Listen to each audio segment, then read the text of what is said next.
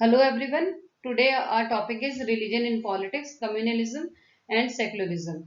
तो इसमें राजनीति में धर्म की भूमिका, सांप्रदायिकता और पंथ निरपेक्षता, इस टॉपिक के बारे में हम पढ़ेंगे कि किस तरीके से राजनीति में धर्म का समावेश होने से उसके क्या परिणाम निकलते हैं और उसे कैसे कैसे बढ़ावा मिला, हमारे इतिहास में जो हुई घटनाएं हैं वो किस तरीके से रिस्पॉन्सिबल हैं, इसके बारे में हम पढ़ेंगे।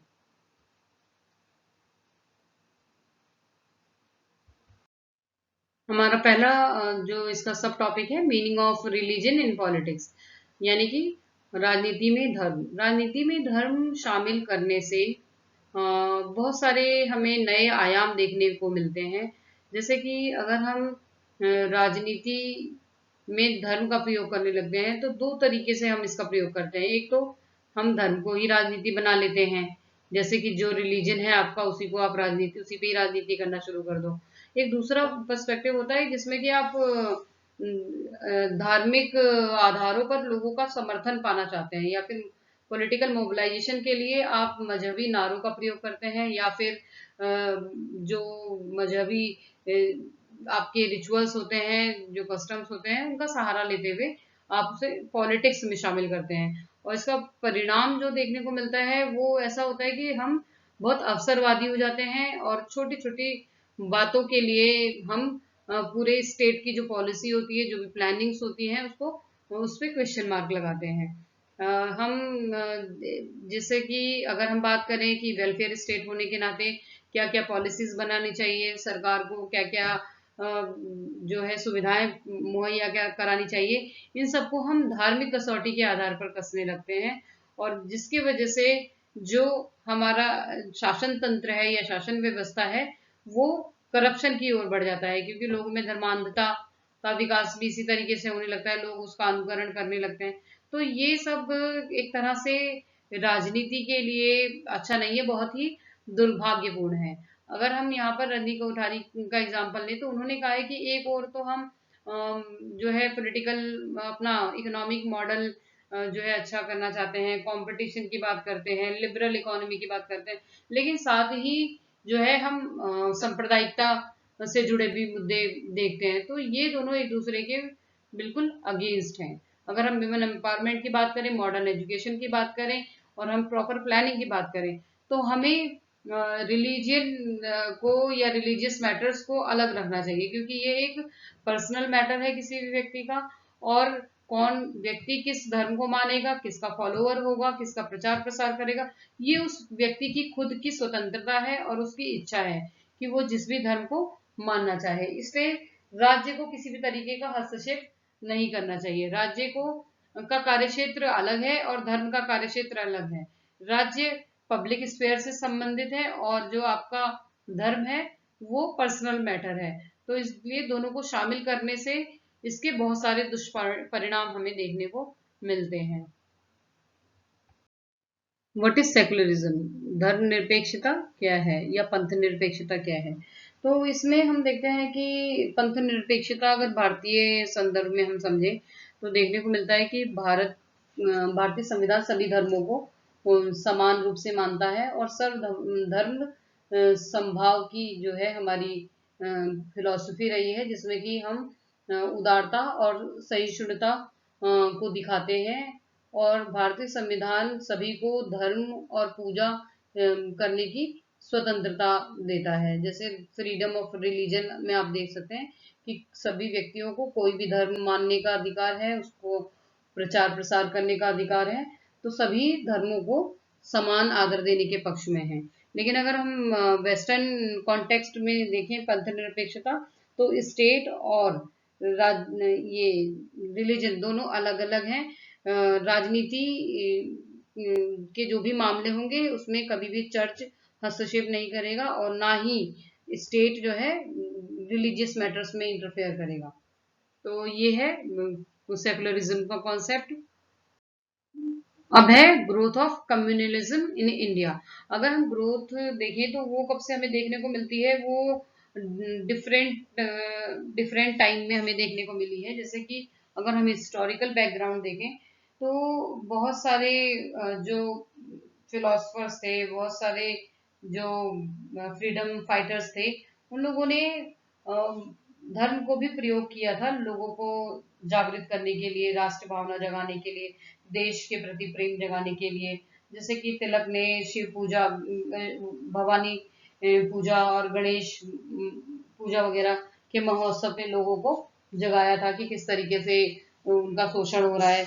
लेकिन उस समय जो प्रयोग किया गया था वो धर्म और राजनीति का दोनों का एक बहुत अच्छा तालमेल या फिर कहो समन्वय बिठाया गया था। लेकिन ये बाद में अगर हम देखते हैं तो धर्म का उपयोग सत्ता में बने रहने के लिए किया जा रहा है, या फिर सत्ता को हासिल करने के लिए, लोगों को मोबिलाइज करने के लिए धर्म का प्रयोग किया जा रहा है। तो डिफरेंट डिफरेंट फैक्टर्स रिस्पॉन्सिबल हैं, जो हम आगे देखेंगे। अब है कम्युनलिज्म क्या होता है। तो कम्युनलिज्म बेसिकली जब हम राजनीति में धर्म का प्रयोग करना शुरू कर देते हैं और धर्म के प्रयोग के आधार पर ही हम अपने आप को सत्ता में बनाए रखना चाहते हैं। अपनी कुछ हितों को साधने के लिए हम लोगों का इस्तेमाल करते हैं और उन्हें पॉलिटिकली मोबिलाइज करने के लिए हम मजहबी नारे देना शुरू करते हैं और रीति रिवाजों को जो है उसमें शामिल करते हैं। और राज्य की जो भी पॉलिसी होती है या फिर उनके जो भी कार्यक्रम होते हैं, उसे सब हम किस कसौटी पे नापते हैं? धर्म की कसौटी पे, कितने हद तक ये सही है या कितना गलत है। तो बेसिकली कम्युनलिज्म क्या होता है? जिस टाइम में आप राजनीति और धर्म दोनों को एक साथ मिलाकर देखते हैं, और जिसकी वजह से हिंसा भी कई बार होती है जब हम राजनीति में शामिल कर देते हैं धर्म। Factors responsible for communalism. Britishers divide and rule policy. First point is Britishers ने जो फूट डालो और शासन करो की जो नीति अपनाई थी, उसने भी बहुत हद तक जो है कम्युनलिज्म को बढ़ावा दिया। जैसा कि बिपिन चंद्र ने लिखा है कि सैयद अहमद खान ने ये प्रचार करना शुरू कर दिया था कि अगर डेमोक्रेसी में सारी जो सत्ता है किसको मिल जाए? हिंदुओं को मिल जाएगी, तो क्या होगा कि ब्रिटिश शासन का अंत हो जाएगा और हिंदू लोग जो है वो मुस्लिमों पर शासन करेंगे। इस तरह का प्रसार किया और कहा कि जो भी मुस्लिम्स हैं वो कांग्रेस में शामिल ना हो। और ये सारे जो प्रचार किए थे, इसके वजह से अंग्रेजों ने हिंदुओं की बजाय मुस्लिमों के सामने झुकना शुरू कर दिया और उन्हें ही जो है पद प्रतिष्ठा या फिर नौकरियों में जगह देनी शुरू कर दी। जैसे आप देखते हैं कि 1909 में जो है पृथक निर्वाचन दिया था, तो उन्होंने मुस्लिमों के तुष्टीकरण की नीति अपनानी शुरू कर दी, जिसकी बहुत बड़ी भूमिका रही। जो शुरुआती कम्युनलिज्म था, जो शुरुआती सांप्रदायिकता थी, जिसकी शुरुआत 1906 में मुस्लिम लीग की स्थापना के साथ देखने को मिलती है, वो धीरे धीरे बढ़ती गई। अब हम बात करें हिंदू रिवाइवलिज्म, मतलब हिंदू नवजागरण।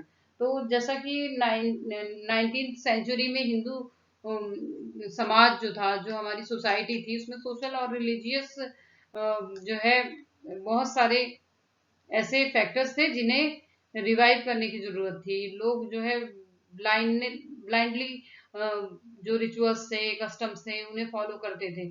तो उन्हें जो इस तरह के माहौल से निकालने के लिए अलग अलग विचारकों ने, अलग अलग समाज सुधारकों ने, जैसे राजा राम मोहन रॉय, स्वामी दयानंद सरस्वती, एनी बेसेंट और स्वामी विवेकानंद, इन्होंने दिखाया कि हमारा जो पास्ट है वो कितना ग्लोरियस है और ये जो हमारे धर्म में बुराइयां आ गई हैं, जो सोशल कुरीतियां जो कहते हैं वो सब हैं, तो इन्हें दूर करने के लिए हमें एक राष्ट्र की भावना जगानी चाहिए और हमारी जो सोच है, जो थिंकिंग है, उसे हमें रैशनल करना चाहिए।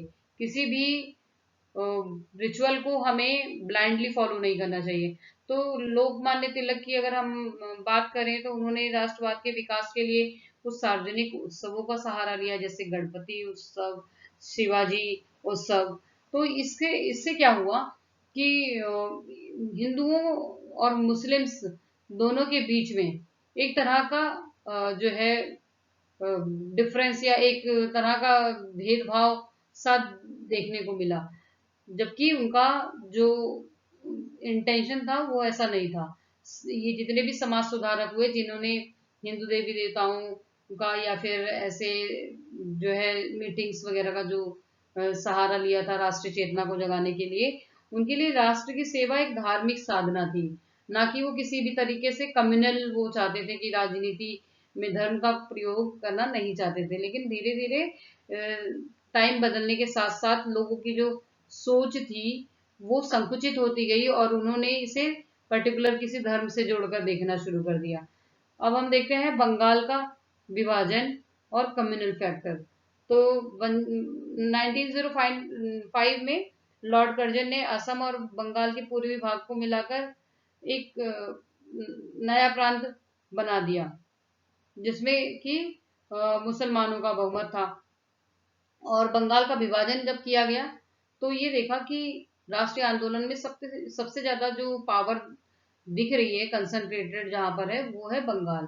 इसलिए बंगाल को दो पार्ट में डिवाइड कर दिया।